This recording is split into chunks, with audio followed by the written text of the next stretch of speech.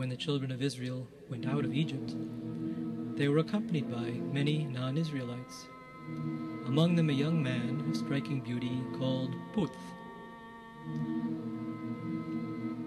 All the women and young girls in the camp followed him with their eyes all day long, seeing him even in their dreams at night.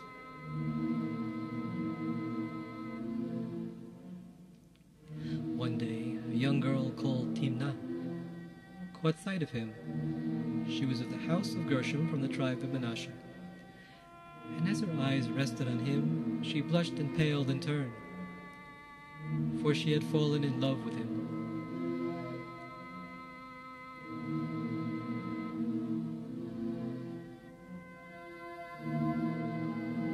In those far-off, wonderful days, the skies were still young and 1,000 times bluer than they are today.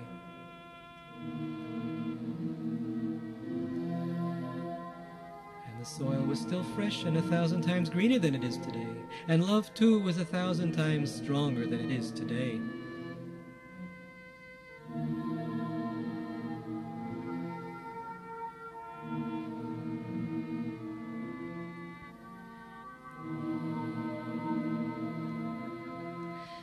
Now the young man, who had become enamored of the girl, followed her tent in all their journeyings through the wilderness.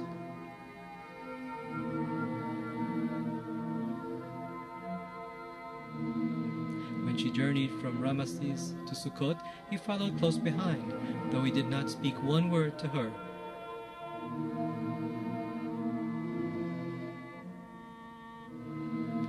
And when she journeyed from Sukkot to Etam, he followed her there silently. But at Pi Hahirot, one morning when the sun was shining very brightly, he came up to her and placed a small ring of beaten gold on her finger.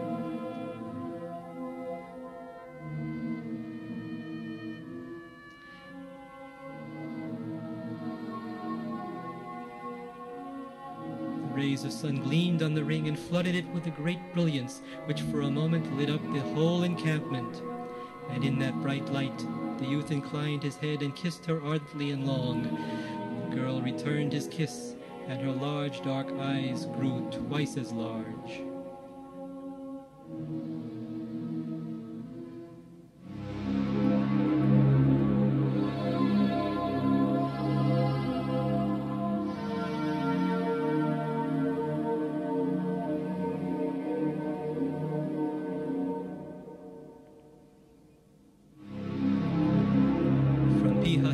They journeyed together across the Red Sea and into the wilderness of Tzin.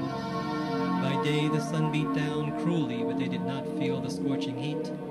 At night they lay at the door of the tent, enfolded in one another's arms. They did not speak a word.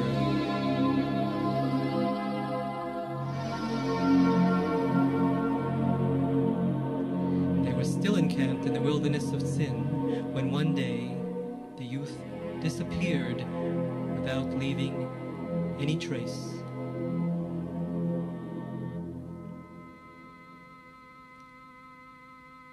Many were the wagging tongues that said he had tired of the girl and had returned to Egypt.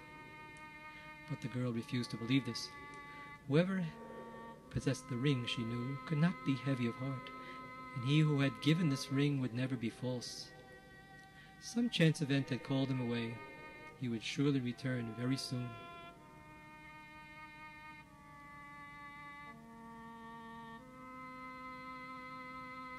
But the youth did not come back.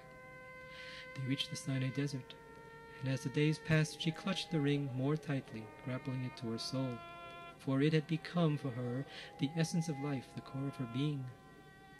All her dreams, all her longings were embodied in this ring. It was for her a charm, a talisman, an eternal flame flashing in the dark. All her past life and her future hopes were entwined in this tiny circlet of gold. As long as she had the ring, she still had all. There still was life and hope, and the great sorrow that had befallen her did not for a moment weaken her hope.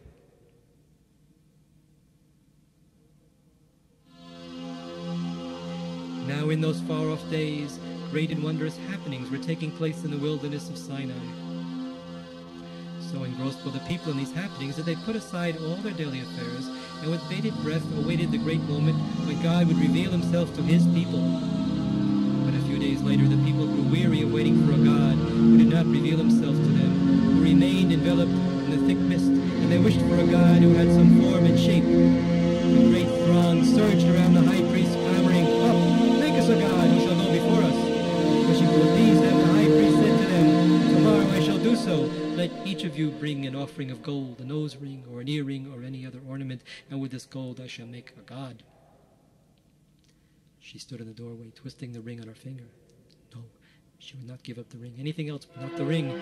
The ring was her whole life. It meant anything that had been, everything that was still to be. She would not cast it away. No, no, never. The wagon was lumbering up. Nearer and nearer it came, and the rain of gold continued. She saw the women around her throw in all they possessed. The glittering nose ring landed on the heap and was lost to sight. A golden goblet, a large bowl. A wave of intoxication swept the camp, overwhelming each man and woman with irresistible force. The wagon had now drawn alongside her tent with a deafening medley of sounds, the blowing of the horns, the bellowing of the bullocks, the tinkling of the little bells, the ecstatic cheering of the crowds. She was seized by a sudden nameless fear such as she had never known before.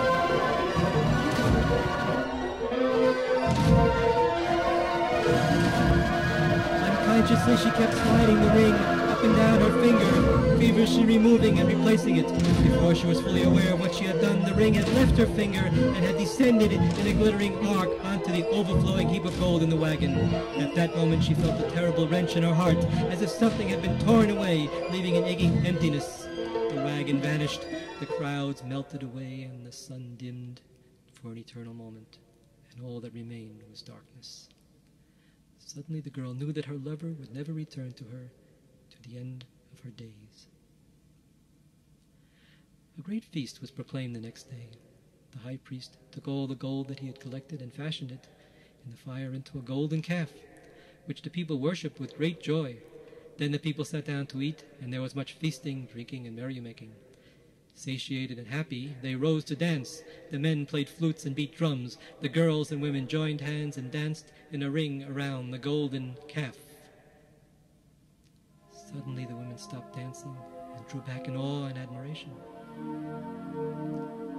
One of the dancers, a young girl of the tribe of Menashe, was dancing in a way that was both wonderful and terrible to behold,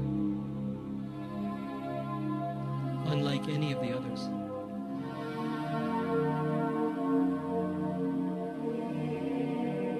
Now swiftly, now languorously, her slender body swaying, then suddenly writhing, her feet tripping and then gliding, her dark head tossing, then gently drooping, she held her spectators spellbound.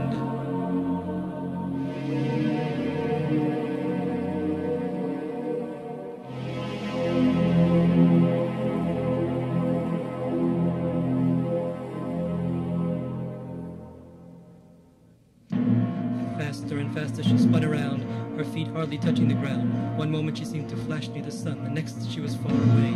All her sorrow, her anguish melted away and evanesced, sublimated into this transcendent ecstasy. She had surrendered her soul, and now there was only the beloved. Her beloved was no more, and there was only the ring. The ring was no more, and yet there was life, and now life was no more, and there was this God. Soul, her beloved, her ring, her life, and this God suddenly merged into one, so that she could no more distinguish between them. Faster and faster grew her dancing. Her pain had ceased. Her pain had become the God himself. For the pain was no longer in her heart alone, but in the hearts of all men. The aching cry of all humanity that rose up to the God of all the earth. Swifter and swifter she flew around, tempestuous like a whirlwind unleashed. She seemed no longer of this world. The great fear seized the people, and they threw down their drums and flutes and ran away. For an eternity she went on, dancing madly, ecstatically. The white foam covered her lips, and her limbs seemed to crumble. And suddenly she collapsed to the ground. When they raised her, she was dead.